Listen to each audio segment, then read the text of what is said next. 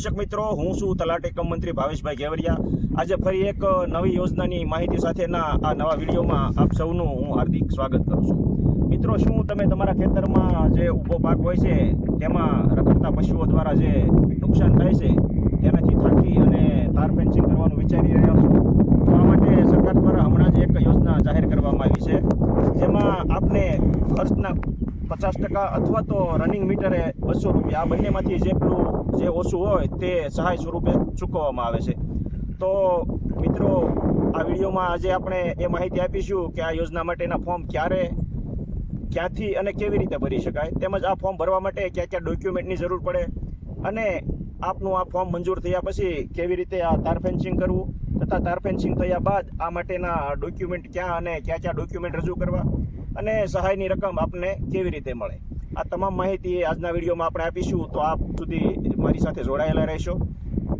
મિત્રો, હવે આપને જણાવવાનું કે આ જે યોજના છે કાંટાળા તાર માટેની યોજના, એ માટેના ફોર્મ ભરાવાનું તારીખ 27/3/2026 થી તારીખ 26/4/2026 એટલે કે કુલ 30 દિવસ સુધી આઈ ખેડૂત 2.0 પોર્ટલ પર ફોર્મ ભરાવાનું શરૂ છે. તો હવે વાત કરીએ કે આ ફોર્મ ભરવા માટે કયા ડોક્યુમેન્ટની જરૂર પડે. તો આમાં જે તે ખેડૂતનું 7/8 તેમજ તેમનું આધાર કાર્ડ, તેમની બેંક પાસબુક અથવા તો કેન્સલ ચેક અને એક મોબાઈલ નંબર કે જે ચાલુ હાલતમાં. અને ખાસ વાત આપણે જણાવવાની કે આ યોજનાનો લાભ લેવા માટે જે તે ખેડૂત પાસે 12.5 વીઘાની જમીનનું ક્લસ્ટર એટલે કે એક રાઉન્ડ બનાવવો પડતો હોય છે. જો આપની પાસે જમીન ઓછી હોય, 12.5 વીઘા કરતાં ઓછી, તો આપના શેઠા પાડોશીની જમીન સાથે ભેળવી અને સંયુક્ત રીતે પણ 12.5 વીઘા અથવા તો એના કરતાં વધુ જમીન કરી અને આપ આ યોજના અંતર્ગત ફોર્મ ભરી શકો છો.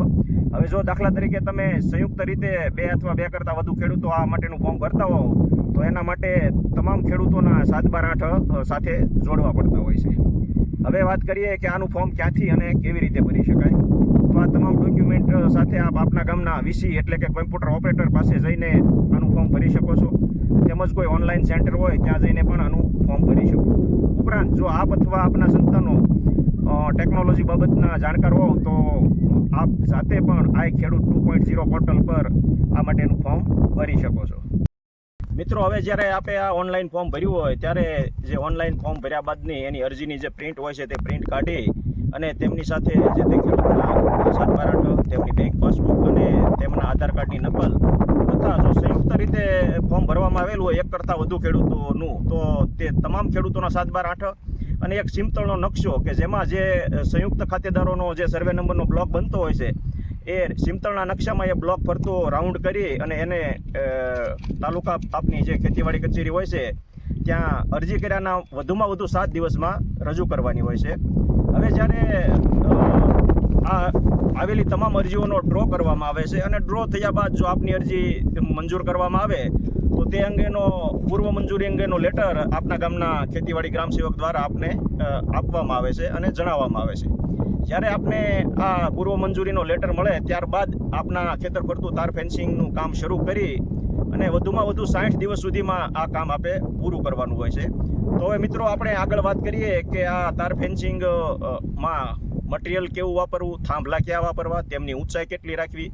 તો સૌપ્રથમ આપને જણાવી દઉં કે આના માટે તમારે સૌપ્રથમ 0.40ની ઊંડાઈ અને 0.40 મીટરની લંબાઈ પહોળાઈનો નીચે એક ખાડો કરવાનો હોય છે. ત્યારબાદ તેના પર 2.50 મીટર સુધીનો એક RCCનો થાંભલો ઊભો કરવાનો હોય છે અને આ 2 થાંભલા વચ્ચેનું અંતર 3 મીટર જેટલું રાખવાનું હોય છે. અને ખાસ વાત એ યાદ રાખવી કે જે આમાં મટીરિયલ વાપરવામાં આવે છે તે સરકારના વિભાગ દ્વારા નક્કી થયેલ ગુણવત્તાનું વાપરવું, તેના કરતાં હલકી ગુણવત્તાનું મટીરિયલ વાપરવાથી આપનું આ ફેન્સિંગ રદ પણ થઈ શકે છે. હવે બીજી એક ખૂબ મહત્ત્વની વાત કે જો આપની સ્થાનિક અનુકૂળતા મુજબ RCCના થાંભલાના બદલે લોખંડના એંગલના થાંભલાથી તાર ફેન્સિંગ કરવા માગતા હોય તો એની પણ આમાં છૂટછાટ આપવામાં આવેલ છે અને આપ લોખંડના એંગલ થકી પણ તાર ફેન્સિંગ કરી શકો છો. અને બીજી રહી વાત મહત્ત્વની કે જે આમાં તાર વાપરવામાં આવે છે એ તાર સ્ટીલનો ગેલ્વેનાઇઝ ડબલ કોટેડ 2.24 થી 2.50 સુધીનો આમાં ઉપયોગ કરવાનો હોય છે. તેમજ જે સહાયક થાંભલા, જેને આપણે ટેકો કહીએ છીએ, કે થોડા અંતરે જે સહાયક થાંભલાઓ મૂકવામાં આવે છે, એ સહાયક થાંભલાઓ આપની અનુકૂળતા મુજબ લગાવવાના. આ ઉપરાંત દર્શક મિત્રો, આપના દ્વારા તાર ફેન્સિંગમાં તારની જગ્યાએ આપ જાળી નાખવા માંગતા હો તો જાળી પણ આમાં નાખી શકો એવી અહીંયા જોગવાઈ છે. આ તાર ફેન્સિંગમાં જે બે થાંભલા વચ્ચેની લંબાઈ તથા અન્ય જે કોઈ જાડાઈ પહોળાઈ જે એના માપદંડો છે તેમાં 25%નું આપ સ્થાનિક અનુકૂળતા મુજબ ફેરફાર કરી શકો છો, તે પણ માન્ય રહેશે. આપના દ્વારા જ્યારે આ તાર ફેન્સિંગનું કામ પૂર્ણ થાય ત્યારબાદ આ કામમાં વપરાયેલ તમામ મટીરિયલના GST વાળા પાકા બિલ સહિતના તમામ ડોક્યુમેન્ટ આપના તાલુકાની ખેતીવાડી શાખામાં રજૂ કરવાથી તાલુકા પંચાયતના ખેતીવાડી શાખાના કર્મચારી અધિકારીશ્રીઓ દ્વારા આપના ખેતરની સ્થળ મુલાકાત લઈ આપના દ્વારા જે તાર ફેન્સિંગ કરવામાં આવેલ હોય તેની તપાસણી કરી અને જરૂરી કાર્યવાહી કરી તેમના દ્વારા જે કોઈ ડોક્યુમેન્ટ કે આ તે જરૂરિયાત હોય તેમાં સહી કરી અને ત્યારબાદ આપને જે મળવાપાત્ર રકમ છે કુલ ખર્ચના 50% અથવા તો રનિંગ મીટરે 200 રૂપિયા, આ બંનેમાંથી જે ઓછું હશે તે આપના ખાતામાં ડાયરેક્ટ ડીબીટી એટલે કે ડાયરેક્ટ બેનિફિટ ટ્રાન્સફર આધાર થકી આપના ખાતામાં જમા કરવામાં આવશે. મિત્રો, આપને આ વિડીયો પસંદ આવ્યો હોય, આ માહિતી ગમી હોય, તેમજ આપ એવું ઈચ્છો કે આ વિડીયો થકી બીજા લોકોને પણ આ યોજનાનો લાભ મળે તો આપ આ વિડીયોને શેર કરજો.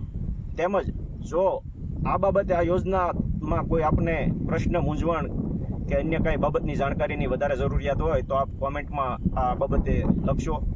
અમે આપના કોઈ પ્રશ્નો તથા મૂંઝવણ દૂર કરવા માટે પ્રયત્નશીલ રહીશું. આભાર.